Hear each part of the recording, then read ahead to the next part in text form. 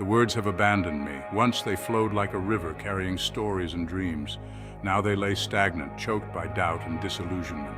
John, a writer who had once dared to dream, found himself lost in a creative wasteland. His desk, once a place of inspiration, was now cluttered with crumpled pages and broken aspirations. The blank page before him mirrored the emptiness within. Hope, it seemed, was a cruel illusion. Days bleed into nights, each one indistinguishable from the last. The weight of my unrealized potential presses down on me, suffocating any flicker of inspiration. I've become a ghost, haunting my own life, a shadow of the passionate artist I once longed to be. He wandered through his days, a prisoner of his own despair. The world outside faded, its vibrancy replaced by the monotonous grey of his own making. He had poured his heart into his writing, but the world had not responded. Rejection letters piled up like tombstones in his mind, marking the death of each cherished dream. My spirit, once so full of fire, has dwindled to a flickering ember, threatening to be extinguished by the cold winds of failure. What is the point of dreaming when dreams only lead to disappointment? One night, lost in the depths of his despair, John stumbled out of his apartment. He walked aimlessly, the city streets a blur of indifferent lights and sounds. He felt utterly alone, adrift in a sea of forgotten dreams. As I walked, I became aware of a faint ethereal glow emanating from an alleyway I had never noticed before. Curiosity, or perhaps a desperate need for escape, drew me towards it.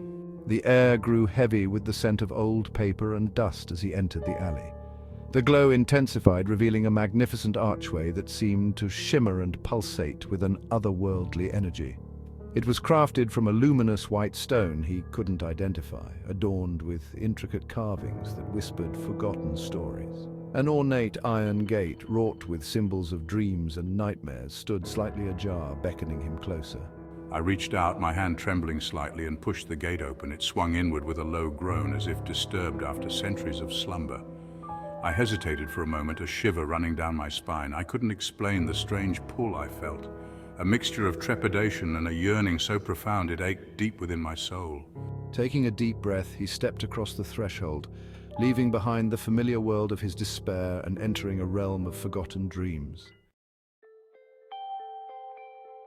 The world dissolved around him. He found himself standing in a vast circular chamber, its ceiling lost in a dizzying expanse of darkness. Thousands, perhaps millions of books lined the walls, reaching as far as his eye could see. They were bound in leather and velvet, some adorned with jewels and precious metals, others plain and worn with age.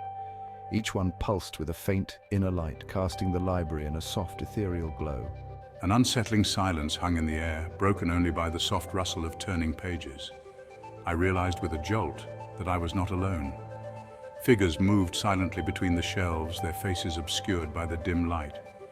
Each one moved with a sense of purpose, their fingers trailing along the spines of the books as if searching for something lost. A sense of awe and unease washed over him. Never had he imagined a place so full of stories, so heavy with the weight of forgotten dreams. The air hummed with a subtle energy, a symphony of whispered hopes and silent sorrows. This was no ordinary library. It was a repository of lost potential, a graveyard of aspirations that had faded into obscurity. As I ventured deeper into the library, I realized that the books were no ordinary volumes. They were alive, their pages thrumming with a faint, rhythmic pulse. I reached out to touch one, my fingers drawn to its worn leather cover. As I did, images flashed before my eyes, vivid, fleeting glimpses of dreams long forgotten. John stood there, surrounded by the echoes of countless dreams, feeling a strange connection to each one. In this place of forgotten dreams, perhaps he might find the spark to reignite his own.